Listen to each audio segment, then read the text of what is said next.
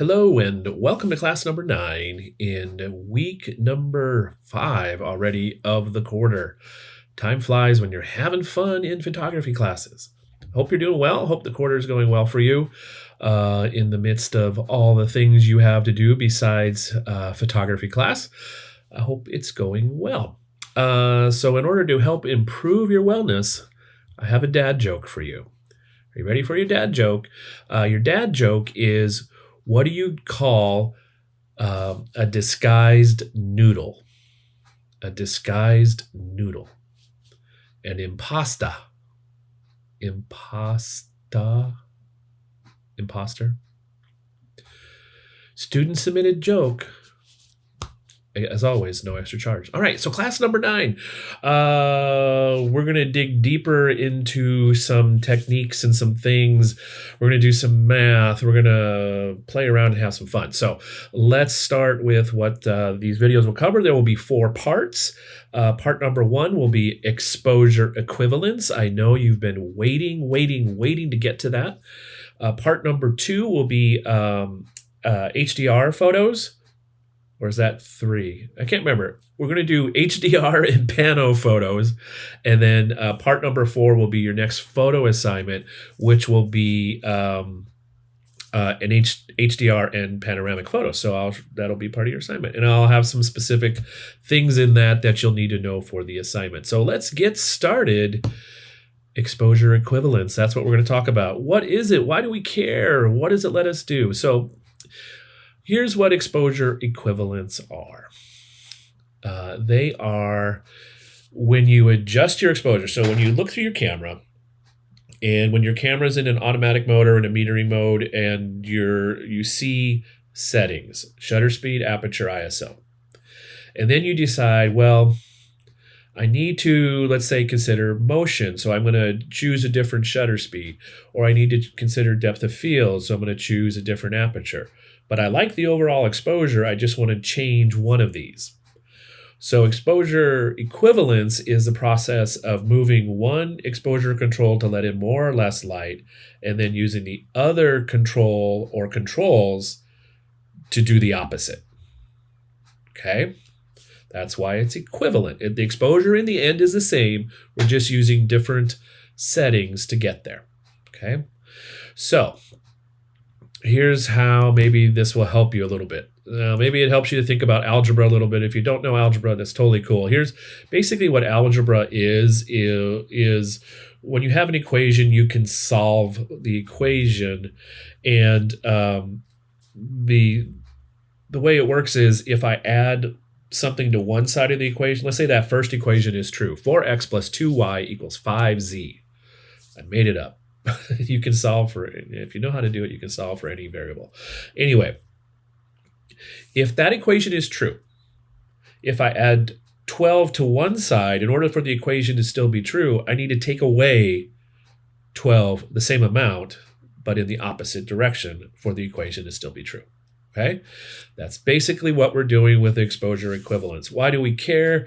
Again, part of photography is using your exposure controls to create images that tell story beyond just the fact of what you're pointing your camera at. So motion is an option for storytelling. Depth of field, what's in focus, that's an option for storytelling. So your camera, if you're in one of the auto modes, isn't thinking about those things and is gonna tend to stay in the middle of the parameters so that it's less prone to error or running out of room. So I'll talk what I mean about running out of room. So let's, yes, both equations gave the same numerical result. So let's take a look at what I'm talking about. So here's photo number 1. The shutter speed is 1/15 of a second. The aperture is f5.6 and the ISO is 100. So what I want to do is get to as long a shutter speed as I can. As long a shutter speed as I can, because I want to blur out that water. This water is choppy. It's not very peaceful. So I want to get to as long a shutter speed as I can. So I moved two other controls to get to as long a shutter speed as I could. I went to the smallest aperture and to my lowest ISO on that camera. So I couldn't go any lower on aperture. I couldn't go any lower on ISO. And that results in a 4-second duration of time because I went minus with the light. I took away light with aperture and ISO. So I needed to add light to get the same brightness in both photos. Exposure equivalent. Let's take a look at how aperture works. So this photo, let's say if I was taking a portrait of the person in the front, the Lego figure here in the front as the star of the show, I would want a shallow depth of field. So this photo works well for that. I'm letting so much light from the aperture, from the opening of the lens, that I don't need much time, only 1/2000th of a second. Let's say, well, I need all the Lego folks in focus. Well, that means I need to go to a smaller aperture, which is less light. So I'm taking away light with my aperture, and I need more duration, time of light. Okay, so all the Lego figures are in focus here. With that small aperture, the trade-off is I need lots more time. So I went from 1/2000th of a second to 1/15th of a second. You doing okay? I have a chart for you. So hang on. I'll show you how to compute this. Basically, I know the math can be a little tricky. Fractions and up and down, which is bigger, smaller, and aperture's goofy as all get out because it's not linear and the numbers are weird and the direction they go. ISO is probably the easiest one because the numbers go in the direction you think. Small numbers, less light. Large numbers, more light. Multiply by 2. All is good. All right, so here's an example with ISO. 100 ISO gets us 8 seconds. So I'm not doing much. I'm not getting much light through the amplifier of ISO. I'm not getting much light through the small aperture, which gives me an in-focus photo. So I can't hold still for 8 seconds. Let's say I don't have a tripod, but I still got to take the same photo. Well, and I still need the same sharpness. I need the same amount of stuff in focus. So I'm not going to change my aperture. I'm just going to I got to try and get my shutter speed to a place where I can hold still for the amount of time. So that would be about 1/30th of a second. So I went from 8 seconds, long duration, to a much shorter duration, 1/30th of a second. And if I have to, I can probably hold still. If I take enough sequence of photos, I can have a sharp image, or at least sharp-ish, at 1/30th of a second. The trade-off is lots more amplification from the ISO, and I get noise with that. Remember, we can reduce the appearance of noise. Showed you how to do that in Lightroom. So we can make this a little bit better looking, but I can't fix if this is blurry from camera movement. I can't fix that with software. Okay, so in your module, for today's class, there is a document called exposureequivalence.pdf. It looks like this. If you get a chance, go ahead and print that out right now. Hit pause on the video. Print this out, and you can follow along as I do the math, as we use this chart. So let's take a look at this chart. Basically, here's what's nice about this chart, I hope, is all you're doing, this does the math for you. You count steps. You just count steps. You count blocks, how many you move one direction, and then to offset that, if the exposure was good to begin with, was where you want it to begin with, then you move, let's say I move to the right 5 with one exposure control. To offset that, I need to move to the left 5, or a combination of 5 with the other 2 exposure controls. Okay? Let me show you some examples. So let's get started. So let's say I point my camera, I'm in the P mode or aperture priority, shutter priority, whatever, or even if I start in manual. And these are my settings. Shutter speed 160, aperture 5.6, and an ISO of 800. So let's use that as our starting point. So what I want to do is I want to freeze the motion. So I want to take a photo, let's say a kid playing on a swing. Kid playing on a swing. Well, when I want to freeze that motion of the swing, okay, what shutter speed, which direction do I need to go to get a faster shutter speed than 1/60th of a second? Faster shutter speed is shorter duration. That direction will be, so it's shorter duration, it's less light. So I'm going to go to, well, I should point that way for you. I'll go to the right, is less light. So for this, what I want to do is I'm going to go to which way am I going? 1/500th of a second. I forgot what was next. Sorry. So, for kid on a swing, that's fast enough to freeze the motion, to get the face smiling, the wind in the hair, all that. So all you got to do is count. So I'm getting less light. So 160, and you count the next block, 125, that's 1, 250 is 2, 500 is 3. So I went 3 to the right. That means with my other exposure controls, I need to go 3 to the left total. Okay, I need more light from somewhere else because I'm getting less light with time.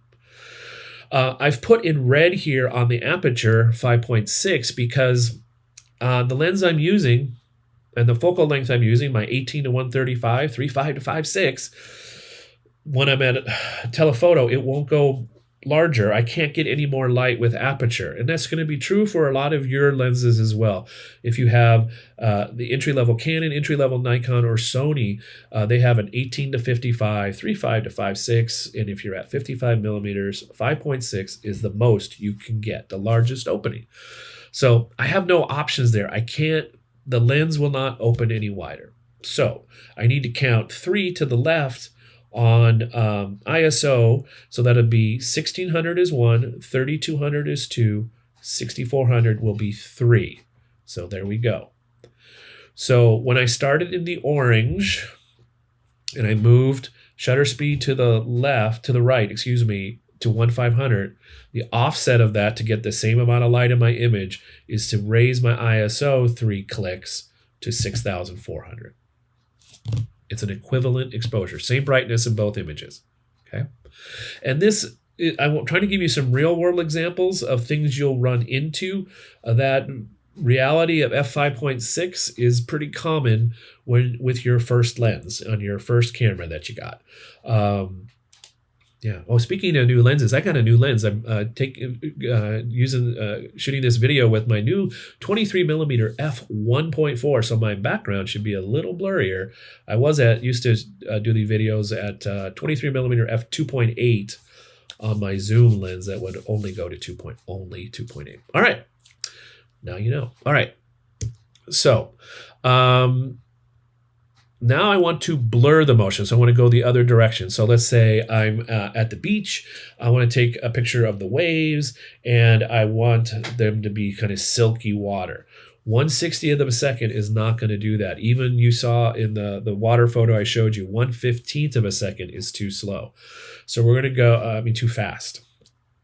So we're going to go with shutter speed here, because that's what motion is controlled by.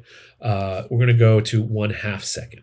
So we're going to go to 1/2 of a second. So just count the clicks. Count the boxes. 130 is 1, 115 is 2, 1/8, quarter, half, 5 clicks. I went to the left with 5, so I have lots more light now. So now I don't need as much light between aperture and ISO. So whenever I can, the first thing I'll do if I can reduce something is I'll reduce my ISO and get that as low as I can go. Because that'll generally result in the best quality image. ISO is connected to image quality. So let's move that next. I can move that 3 clicks. I can go from 800 to 400, 200 to 100. Okay. So I did 3 clicks. That's as low as that ISO will go on this camera. So that means I've got 2 more clicks to go, 2 more steps to go to the right on this chart to get my aperture to a smaller amount, smaller opening, larger number, less light. Okay, so I went from 5.6, the next click is 8, and then 11. Okay, so again, you don't have to do the math. The numbers are right here in front of you. You just count boxes. You just count boxes. If you move to one direction and the other one way, you need the same number of boxes in the other direction between the other two controls. Okay, so now I really want to blur the motion. Let's say I'm taking some pictures of, I need some fast moving clouds, but they look like they're moving fast, but I need them to just really go super, super silky. So I'm going to go to a really long duration. So I'm going to go to 8 seconds. Okay, let's count from where we started. So we go 130 is 1, 15, 8, quarter, half, 1, 2, 4, 8. So that's nine boxes of more light. Got 9 boxes more light. So now I need to move 9 boxes more light with my aperture and or ISO. Let's start with ISO, because that's what I always do. So let's go to ISO. Now, this box is now red because I can't go any lower with my ISO. So I went 400, 200, 100. So just 3. That means I need 6 more. 6 more on aperture. And you're going to see where we're going to run into a problem here. So on the lens I'm using, the smallest aperture is 22. So I only went 8, 11, 16, 22. So I have 4 with aperture, 3 with ISO for a total of 7. I needed 9. I'm missing 2. How can I do this? What magic? What if I wanted even 30 seconds? How am I going to do that? Glad you asked. Here's how you do it. Ta-da! This is called a neutral density filter. Think of it basically as sunglasses for your camera. Okay, so the neutral density filter is really cool. What it does is as you can see, this is a really dark one. I mean, it's almost black. I think this is an 8-stop one. Let me see if I can kind of help show you how dark this is. So you can see there's my, where is it? There it is. Okay, so the flashlight. It's pretty dark, pretty dark. So what this allows you to do is take a photo, especially during the daytime when it's pretty bright, where you need a long duration, or you want a long duration to get the motion you want in your photo. So this reduces the amount of light that reaches your sensor, and it's available in different strengths or stops. So this is, I think, an 8-stop. So that would get you 8 boxes. Let's see, less light, so to the right. 8 boxes, less light. So I could do most of the work of what I needed with those 9 with just this, and then maybe just drop my ISO by 1. Yeah, kind of cool. So exposure equivalence. Bonus tip here. Here's one of the cool things. If you ever are thinking about buying a new camera and you're deciding between a DSLR and a mirrorless camera, this is potentially one reason to get a mirrorless camera, because you see the brightness in the screen. So you don't really need to get this out. So you just turn your ISO one direction, or your aperture, or your shutter speed, and then adjust the others until it looks right on screen. Yeah. The other place I use this often is when I'm doing portraits with artificial lights of some kind, because I have to, especially flash, because I turn off that preview that shows the exposure. So this chart comes in handy, and it's just a great way to learn how these numbers are interconnected, and to learn how your camera, where your limits are, where your aperture limit is with given lenses, where your ISO limit is, where your personal ability to hold still before you get a shaky photo. So I hope that's helpful. I know you're going to go memorize this. You're going to know this by heart really soon, because you're so fascinating. All right, we got part 2 coming up next, which will either be HDR or pano. I'm pretty sure it's HDR. All right, so until I see you then in that video, have a good one, however long that one is. I'll see you in the next video.